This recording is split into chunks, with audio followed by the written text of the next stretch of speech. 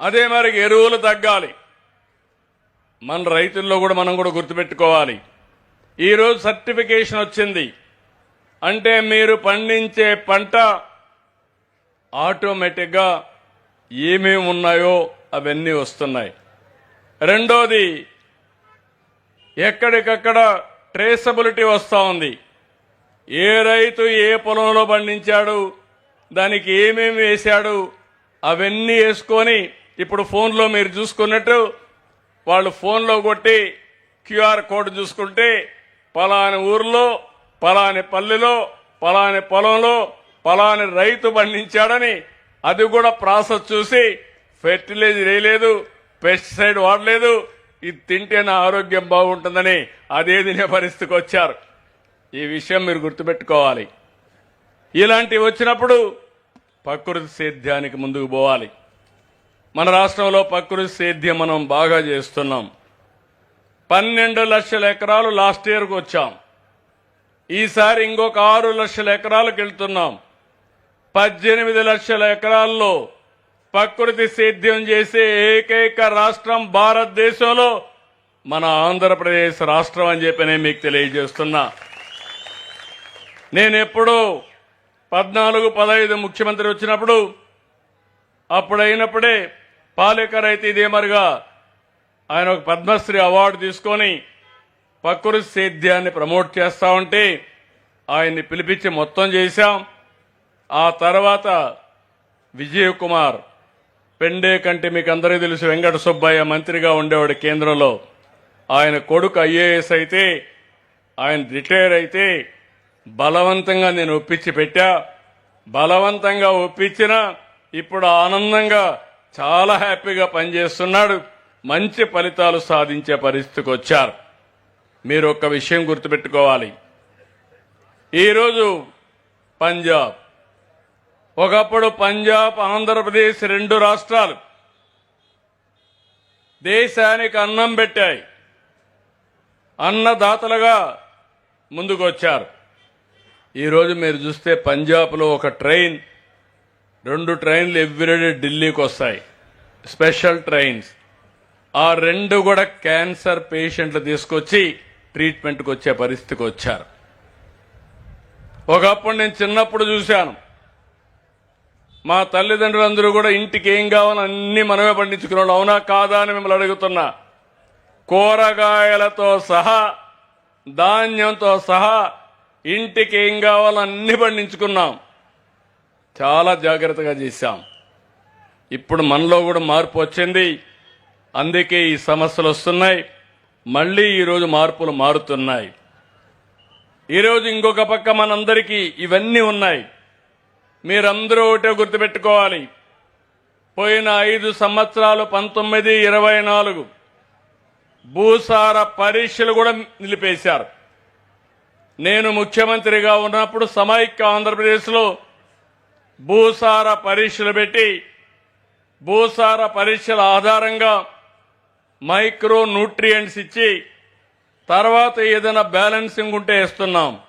ఈరోజు ఒక్క మాట అడుగుతున్నాం మిమ్మల్ని అందరినీ. మీకు ఏదైనా చిన్న ఆరోగ్య సమస్య వచ్చింది, కొంతమంది డాక్టర్లు ఏం చేస్తారంటే తొందరగా పనిచేయాలని స్టీరాయిడ్స్ కూడా ఇస్తారు. మైల్డ్ వెరైటీ ఇవ్వాల్సిన అవసరం అంటే ఇచ్చినా పర్లేదు, కానీ ఎక్కువ ఇస్తే బాడీకి సైడ్ ఎఫెక్ట్స్ వస్తాయి. భూమికి కూడా అంతే.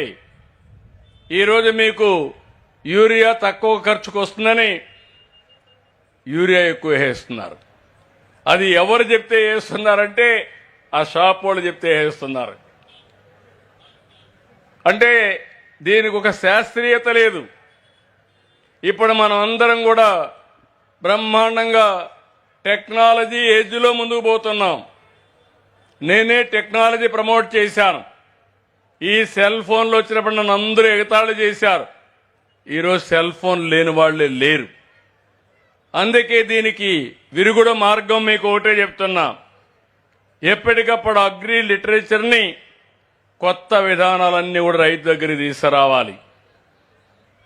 సర్టిఫికేషన్ అంటే ఏంటి, ట్రేసబిలిటీ అంటే ఏంటి, ఏ పంట డిమాండ్ పెరుగుతా ఉంది, మార్కెట్లో ఇంటెలిజెన్స్ ముందుగానే తెప్పించుకోవడం, అనలిటిక్స్ తీయడం, ఒకటి ఆహారపు అలవాట్లు మారడం, కొన్ని రాష్ట్రాల్లో పంట దెబ్బతినడం, కొన్ని రాష్ట్రాల్లో వరదలు రావడం, కరువు రావడం, డిమాండ్ సప్లై వల్ల కూడా పంటకు మనకు వచ్చే గిట్టుబాటు ధర డిమాండ్ తగ్గిపోయే పరిస్థితి వస్తుంది.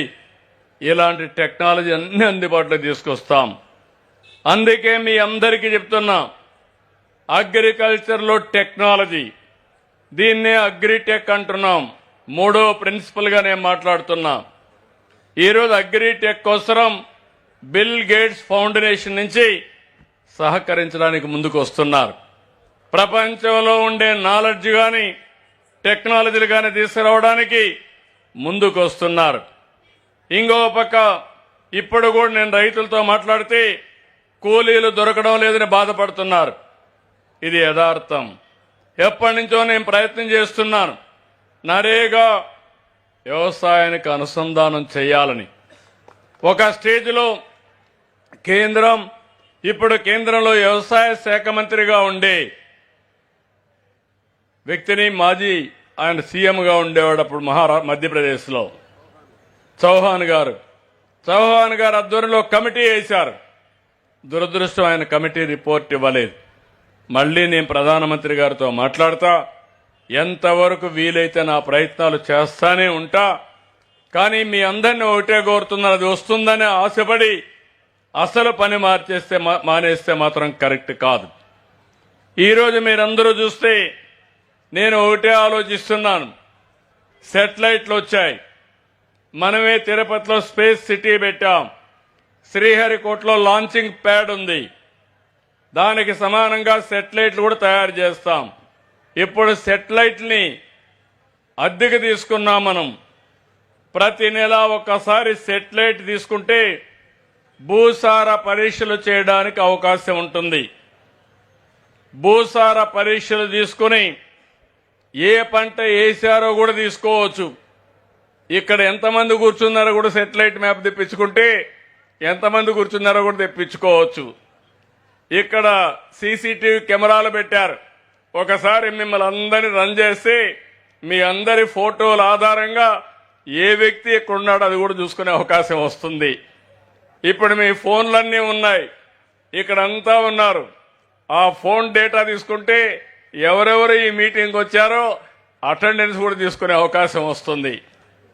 అంటే ఎందుకు ఇవన్నీ చెప్తున్నానంటే, ఇటీవల మీరు చూస్తుంటారు, నేను టెక్నాలజీ అనుసంధానం చేసి పింఛన్లు ఇస్తున్నా.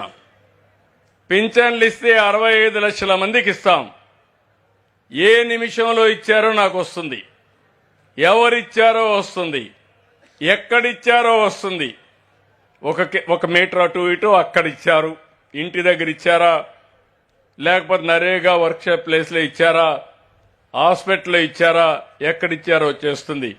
తర్వాత మళ్ళా ఫోన్ పంపిస్తున్నా మీకు అందరికి మెసేజ్, వచ్చిన అతను మర్యాదగా ఇచ్చాడా, తిట్టుకుంటా ఇచ్చాడా, లేకపోతే మిమ్మల్ని కావాలని ఇసుక్కుంటూ ఇచ్చాడా.